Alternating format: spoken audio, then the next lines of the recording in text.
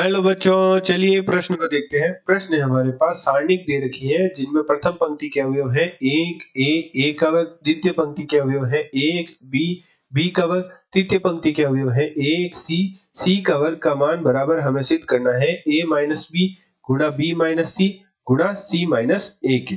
चलिए सर्वप्रथम हम प्रश्न के लिए मुख्य अवधारणा लिखते हैं। मुख्य अवधारणा, तो हमारे प्रश्न के लिए मुख्य अवधारणा हो जाएगी, किसी भी सारणी की गणना को सरल करने के लिए सारणी के उस पंक्ति अथवा स्तंभ के अनुदिश प्रसार करते हैं जिनमें शून्य की संख्या अधिकतम होती है। यदि किसी सारणी के अवयव शून्य उपस्थित नहीं है या अधिकतम शून्य उपस्थित नहीं है, तो यदि संभव हो सके तो सारणी की संक्रियाओं की सहायता से हम अधिक से अधिक शून्य बनाने का प्रयास करते हैं। तत्पश्चात ऐसी पंक्ति या ऐसे स्तंभ का चयन करते हैं जिनमें अधिकतम शून्य उपस्थित हो। उस पंक्ति या स्तंभ के सापेक्ष हम सारणी का प्रसार कर देते हैं और सारणी का मान ज्ञात कर लेते हैं। मान लीजिए हमारे पास एक सारणिक है जो कि 3 गुणा 3 कोटि की है, जिसके अवयव है x1 y1 z1, x2 y2 z2, x3 y3 z3। तो सर्वप्रथम हम सारणी की प्रथम पंक्ति के सापेक्ष सारणी का प्रसार लिखते हैं, जो कि कुछ इस प्रकार लिखा जाएगा, x1 गुणा y2 z2 y3 z3। हम प्रथम पंक्ति के सापेक्ष सारणी का प्रसार ज्ञात कर रहे हैं, तो सारणी का प्रसार कुछ इस प्रकार लिखा जाएगा, माइनस y1 गुणा x2 z2 x3 z3 plus z1 गुणा हमारे पास आएगा x2 y2 x3 y3। तो गुणा कुछ इस प्रकार होगी कि y2 की गुणा z3 से माइनस y3 की गुणा z2 से, x2 की गुणा z3 से माइनस y3 की गुणा z2 से, x2 की गुणा y3 से माइनस x3 की गुणा y2 से। तो गुणा करने पर हमारे पास सारणी के प्रसार का मान प्राप्त होगा, x1 गुणा y2 z3 minus z2 y3 minus y1 गुणा x2 z3 minus z2 x3 plus z1 गुणा x2 y3 minus y2 x3। तो इस प्रकार हम किसी सारणी का प्रसार ज्ञात करते हैं।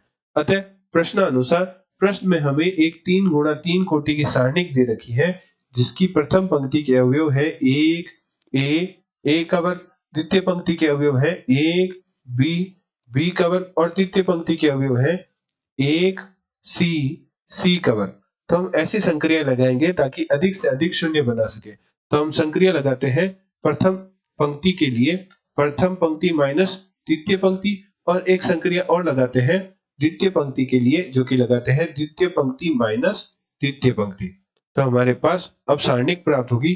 चूंकि हमने तृतीय पंक्ति पर कोई संक्रिया नहीं लगाई, तो सर्वप्रथम हम तृतीय पंक्ति के अवयव लिख लेते हैं, जो कि है एक सी का वर्ग, और द्वितीय पंक्ति और प्रथम पंक्ति पर हम संक्रिया लगाते हैं। तो प्रथम पंक्ति पर हमने संक्रिया लगाई प्रथम पंक्ति माइनस तृतीय पंक्ति, तो शून्य ए माइनस सी, ए का वर्ग माइनस सी का वर्ग, और द्वितीय पंक्ति पर हमने संक्रिया लगाई द्वितीय पंक्ति माइनस तृतीय पंक्ति, तो शून्य बी माइनस सी, बी का वर्ग माइनस सी का वर्ग। चूंकि हमारे पास एक सूत्र होता है जो कि होता है ए का वर्ग माइनस सी का वर्ग बराबर या x का वर्ग माइनस y का वर्ग का मान बराबर होता है x माइनस y गुणा x प्लस y। तो निम्न सूत्र की सहायता से हम सारणिक को हल करते हैं, तो हमारे पास सारणिक प्राप्त होगी।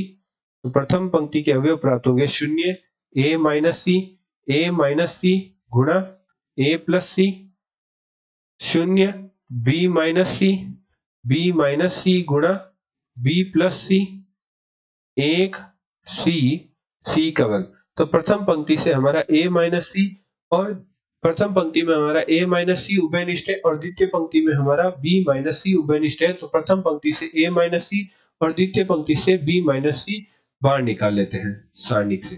तो हमारे पास अब सारणिक में प्रथम पंक्ति के अवयव बन जाएंगे, जो कि बन जाएंगे शून्य एक a प्लस सी, द्वितीय पंक्ति के अवयव बन जाएंगे शून्य एक b प्लस सी, और तृतीय पंक्ति के अवयव बन जाएंगे एक सी का वर्ग। अब हम प्रथम स्तंभ के सापेक्ष सारणी का प्रसार कर देते हैं, तो हमारे पास मान प्राप्त होगा a minus c, b minus c.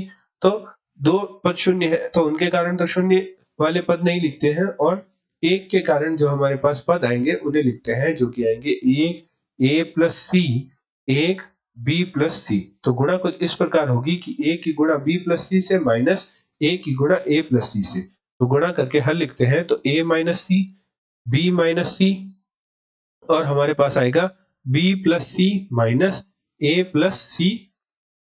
तो हमारे पास a minus c, b minus c और हमारे पास अंदर प्राप्त होगा b plus c minus a minus c. तो c से c कट जाएगा तो हमारे पास प्राप्त होगा b माइनस a।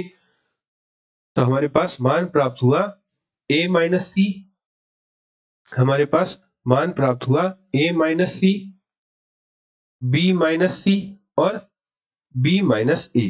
तो हम b माइनस a को लिखते हैं a माइनस b, तो हमारे पास माइनस बार आ जाएगा और a माइनस सी को हम लिखते हैं c माइनस a, तो भी माइनस एक बार आ जाएगा, तो माइनस माइनस प्लस हो जाएगा। तो हमारे पास व्यवस्थित करने पर पद आएगा जो कि आएगा a माइनस b गुणा b माइनस सी गुणा c माइनस a। तो हमारे पास सारणिक का मान है वह दाएं पक्ष के बराबर आ गया, अर्थात मुख्य अवधारणा की सहायता से हमने बाएं पक्ष का मान दाएं पक्ष के मान के बराबर सिद्ध कर दिया, जो कि हमारे पास आया a माइनस बी गुणा b माइनस सी गुणा c माइनस a। आशा करते हैं आपको प्रश्न का हल समझ आया होगा। धन्यवाद।